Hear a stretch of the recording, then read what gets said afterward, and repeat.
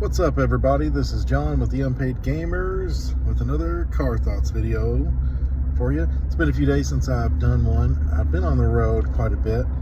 Not really for work, though. We've done some road trips. Drove to Alabama for a Ghost concert. That was pretty cool. Like my third time seeing them, I think. Always a great show. It's very interesting things happened, I suppose. Watched some drunk people.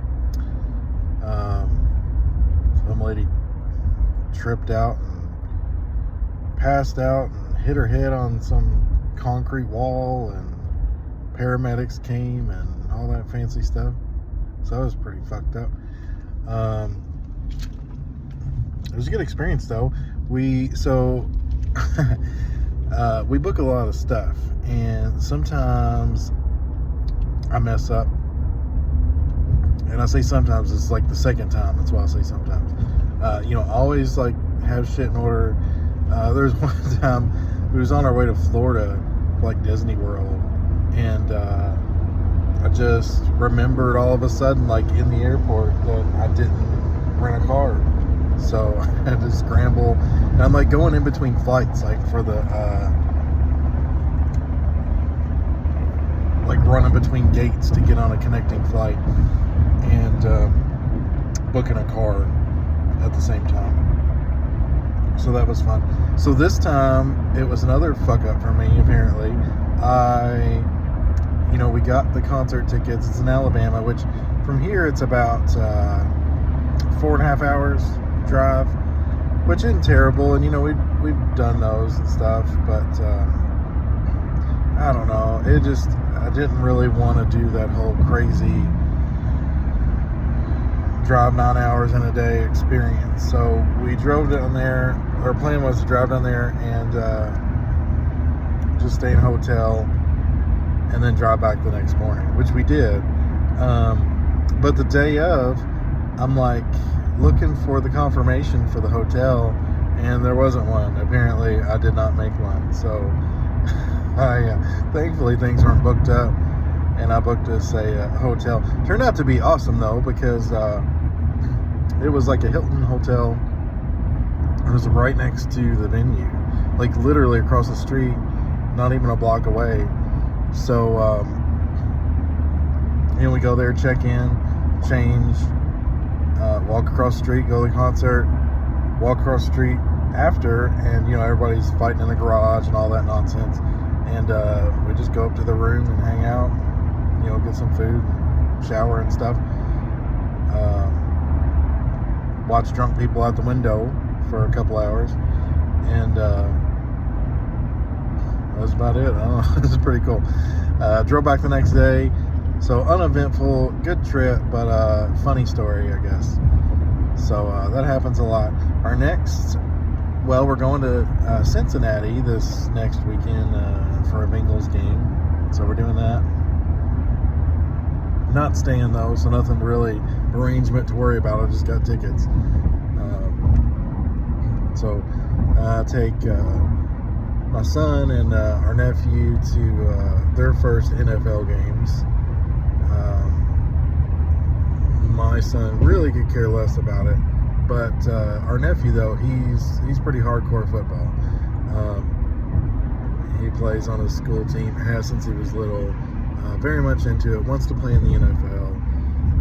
Every year, not every year, a lot of years, I'll buy him the new Madden game just so he stays current, kind of help encourage that interest of his.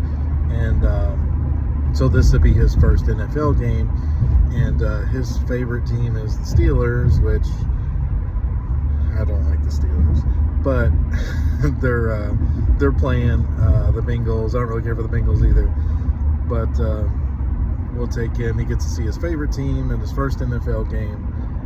We got like great seats on like the 50-yard line almost, and so it'll be a really cool time. And I like going to NFL games. Anyway, I don't go too often, but it's a really cool spectacle. If you've never been, I would recommend it. If you like sports at all, it can be expensive. But it's something I feel like, again, if you like sports, like football especially, you should do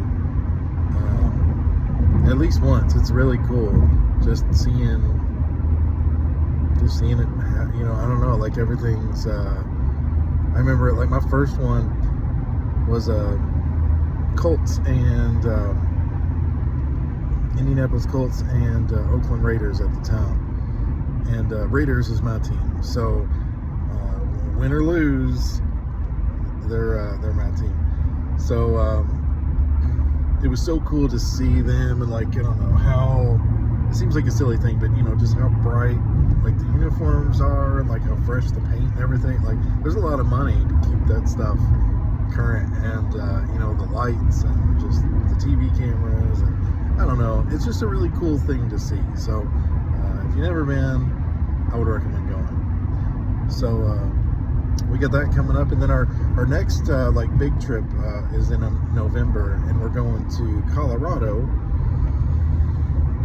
and we're staying in the Stanley Hotel, which, if you don't know what the Stanley Hotel is, it is the hotel that Stephen King stayed in that inspired The Shining, based on his paranormal experiences there. We're staying in pretty much the most haunted room there during our stay. And we got some cool stuff planned, like we're going, we have like a seance thing that was good. It's like a theater seance thing, so I think it's more of a show, or a, illusion show or whatever. But still, seems pretty cool, calling it a seance. So we got that scheduled, tickets for that. And got some, like a grounds tour and like a paranormal tour, and I really think the whole weekend we'll probably just end up staying in the hotel, just because it's got a lot going on there. So between dinner reservations and just relaxing and going to these shows and the tours and stuff, we're just going to spend the weekend probably there, and head back home.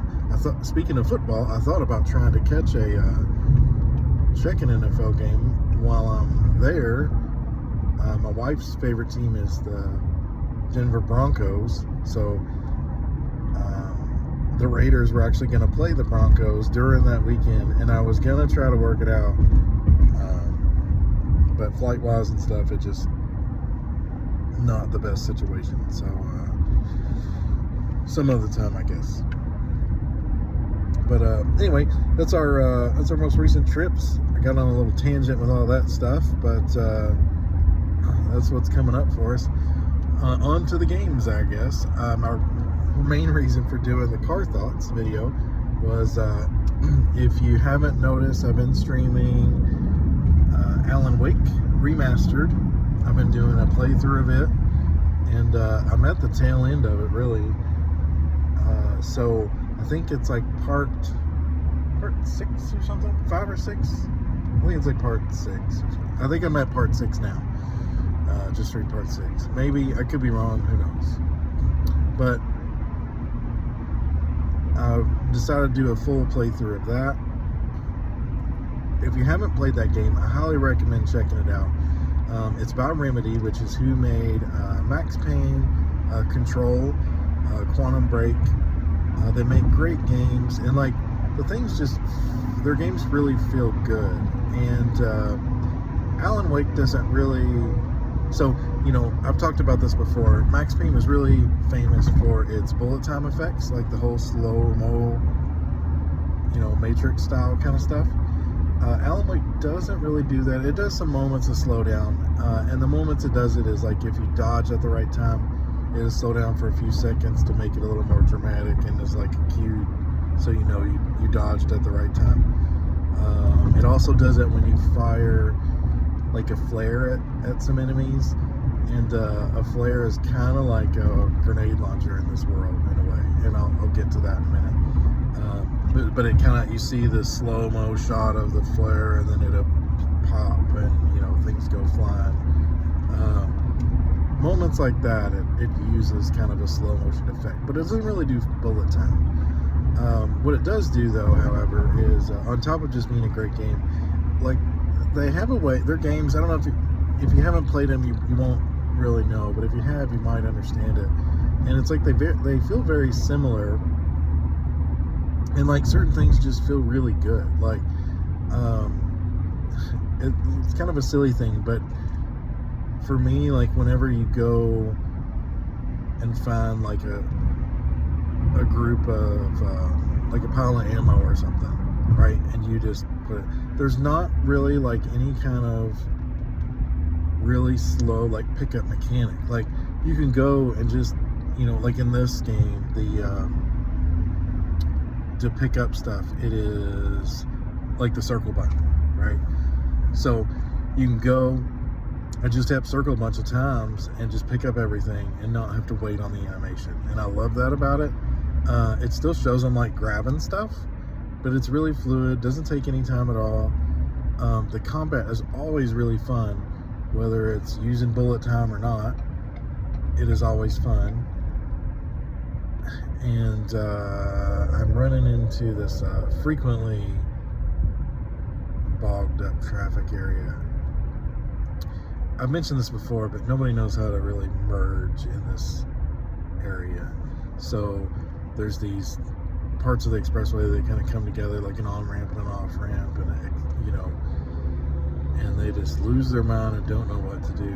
And that's what I'm coming up to now. So I always like navigate that, and sometimes going this way to some of these jobs. Anyway, so the combat feels really good, bullet time or not. Just, I don't know, it, like the weapons feel how they should. It's very satisfying. It's one of the most satisfying companies to like do just like a revolver in a game. Like it's nothing fancy, you know, like shotguns are what everybody likes, you know, big booming weapons and feel super powerful and stuff like that.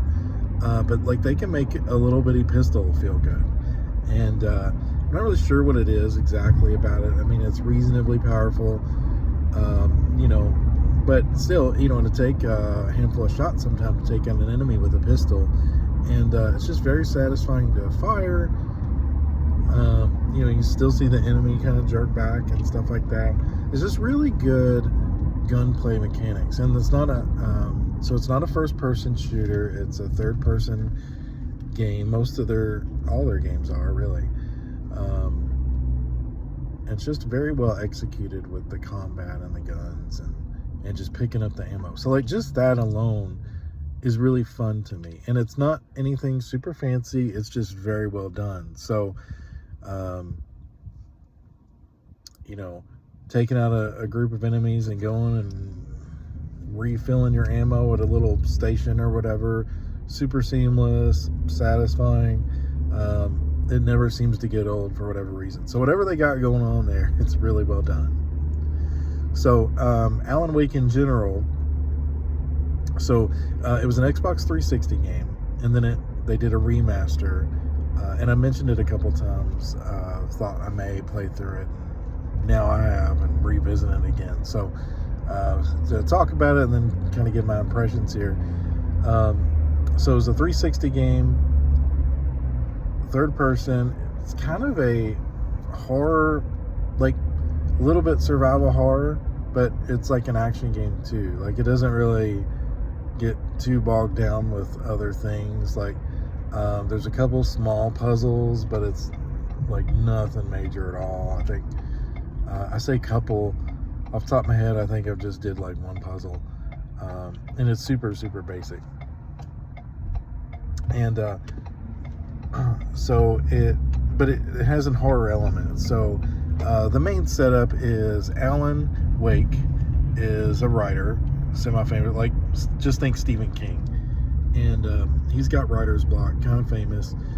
His wife takes him to this town as kind of like a retreat, like a vacation, just to get away from it all, because he apparently getting pretty stressed out about not being able to write.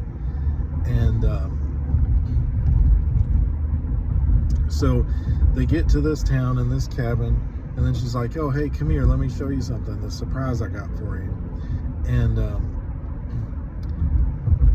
she takes him into this room, and it's got like a typewriter there.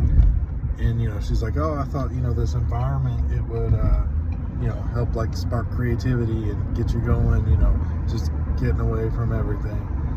So he gets mad because he thought he was going to completely kind of get away from this stuff, and she sprung this on him. So he gets mad, storms out of the cabin, is walking like, I can't believe this stuff, and hears her scream. Something happens, and now she's like been taken from him or missing, however you want to put it, and the whole game kind of goes in and out of this like kind of dream sequences, like reality sequences, but like the whole thing's kind of weird because it plays on the whole theme of like he's writing the story but he's in the story at the same time, like very supernatural kind of stuff, and it's pretty cool setup. Apparently the start of the game, it hints at his wife having a phobia of the dark, so that of course is incorporated into the game and the game mechanics, because as these enemies, as they get consumed by the darkness, like you have to use light to defeat them. So it plays on that, and it kind of just utilizes that in the gameplay, and like how it does it. So you'll get a group of enemies coming at you, and you see like the darkness just emanating off of them, and most of the game you have a flashlight, not only to see, because there's dark elements, but also you shine it.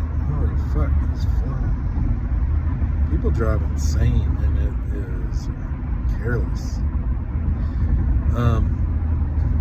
Uses his beam of light, and like if you hold it on the enemy for a certain amount of time, you see this little reticle, and it shrinks, and when it gets all the way down, like the darkness like breaks from him, and then you can shoot him with your gun and hurt him. But before that, you can't hurt him unless you shine the darkness away, basically.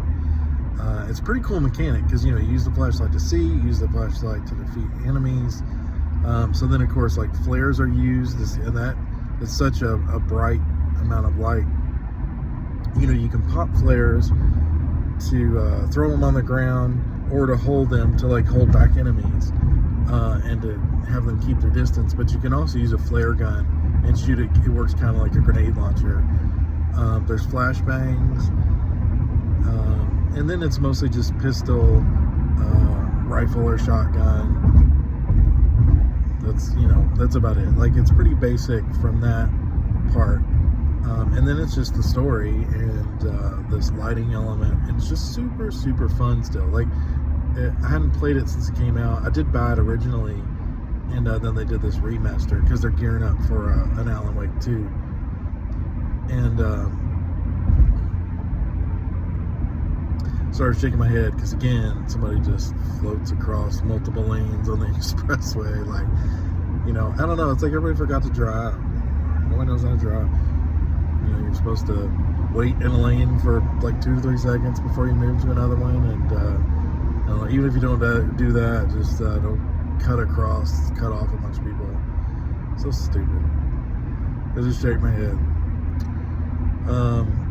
So they're gearing up for Alan Wake 2, so they did this remaster, and I decided to get it because I remember really liking that game, and it still holds up so well. It's so well done. All those Remedy games seem to just be so well done, and a couple of them kind of have there's a little bit of a shared universe going on with Alan Wake and Control, at least. They kind of hint at each other, and well, Control of course came after, so like Control hints at Alan Wake is the right way to say it. But yeah, it just goes from there. And the other cool thing about it, for a couple reasons, is Alan Wake does it's split up into episodes. So it's kind of like a TV format in a way. Like, you'll play through a part of the story, and then you kind of get this like little, it's not really end credits, but the camera pans out and the music starts playing, and it kind of wraps up that little portion of the story, and then it literally pops up a message saying, end of chapter 1 or end of episode 1, and it just sit there until you hit OK. And it's really cool with the like these new systems with their resume feature, because like I can just go to the home screen, shut down my PS5, and then just start right back up in the same spot. Not have to load a game save and do all that. When you do start the next episode, it also does like a previously on Alan Wake, and it kind of catches you up. So if you've paid attention to any of the or if you watch any of the leisure plays, I've been doing each part, for the most part, is episodes. So I'll play through one episode in that stream, and then start the next one. So when you go to each new part, it's like previously on Alan Wake, and then it catches you up, and then I play through that episode. So it works really good just for that little format. But it's a cool way of doing it. There was a period where I forget the first game to do it. That was one of the early ones to do it back in like the 360 days. And then like some games started kind of picking up on this trend and doing like that little episode kind of thing. And it's still not super common, but I do like it when games do it for a couple reasons. For one, it's just kind of neat, especially if it's modeled after like in the right kind of game, to where this feels like a TV show in a sense, like a Twin Peaks or something like that. So you get a little bit of that, and then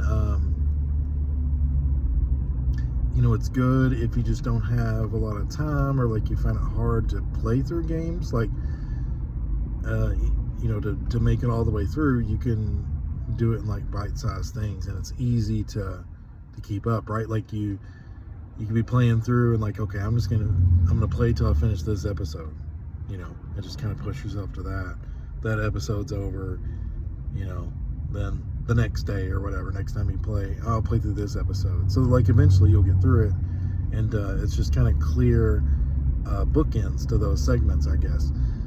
So I think it's neat for that, helping you kind of get through stuff, and then like I said, just the theme of the game and how that plays out. So it's pretty cool for that.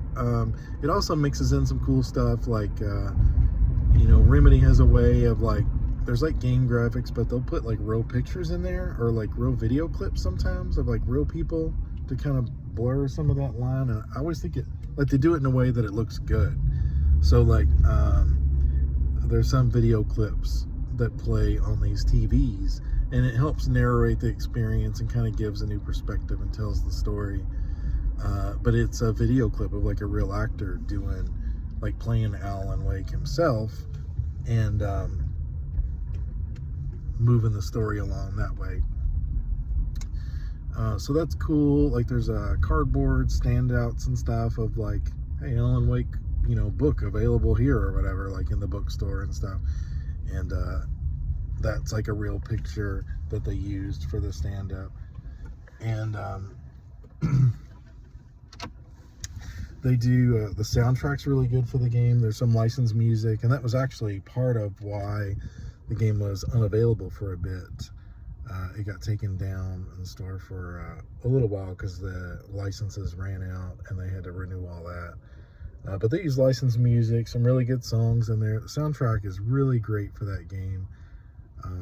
They have like these radios you can find in the game and turn it on. There's like a radio show that helps tell the story, but then also play some of those licensed songs and stuff too, as well as playing them, at the end of episodes. And there's the TV stuff. Also, some of the TVs they'll play, it's called Night Springs, and it's kind of like a Twilight Zone. So it's like these little 2-3 minute video clips of like a Twilight Zone type of tale that it tells. And it's just really cool stuff to just help build the atmosphere and to make it a really cool universe. So it does a lot of great things. It's still a super fun game. The mechanics are super good. It's still so fun. So if you haven't checked it out, check the leisure plays out. Like I said, I'm almost done with the main story. The remastered comes with 2 additional episodes that were the DLC for the game at the time, and I'll play through those as well. But I imagine the next part I'll do will be the end of the game, of the main game, and then I'll play through the 2 DLCs. So keep a lookout for that. I'll be wrapping that up and then moving on to something else. There's a lot of games coming up, but I wanted to talk about Alan Wake a little bit, talk about how good it is still. Highly recommend checking it out. It's not a full price title. I think it's like $30 or something like that. Sure to be on sale at some point. And yeah, just look into it. If you haven't ever played it, you know, give it a try. Check out the leisure plays. If not that, just check out some other videos of other people playing it or whatever. Check out some gameplay. It's a great game to revisit or to experience for the first time. So I'll be doing those leisure plays, and then I'll be moving on to something else. So that's all I got for today.